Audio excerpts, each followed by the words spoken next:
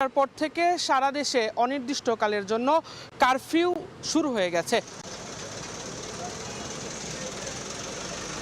সন্ধ্যা ৬টার পর থেকেই সেনাবাহিনীর যে সদস্যরা রয়েছেন তারা বিভিন্ন গুরুত্বপূর্ণ পয়েন্টে তারা অবস্থান নিয়েছেন এবং একই সঙ্গে নিরাপত্তার স্বার্থে বিভিন্ন ধরনের যানবাহন, গণপরিবহন, একই সঙ্গে মালবাহী ট্রাক সহ নানা ধরনের যানবাহনকে তারা গতিরোধ করছেন এবং তাদের নিরাপত্তার বিষয়টি নিশ্চিত হবার পরই তারা আসলে সেই পরিবহনগুলোকে ছাড়ছেন। একই সঙ্গে আমরা যেমনটি দেখেছি রাজধানীর বেশ কিছু গুরুত্বপূর্ণ স্থাপনা যে রয়েছে সেই স্থাপনাগুলোর বাড়তি নিরাপত্তা নিশ্চিত করার জন্য সেনাবাহিনীর যে সদস্যরা রয়েছেন তারা সেখানে কঠোর অবস্থান নিয়েছেন।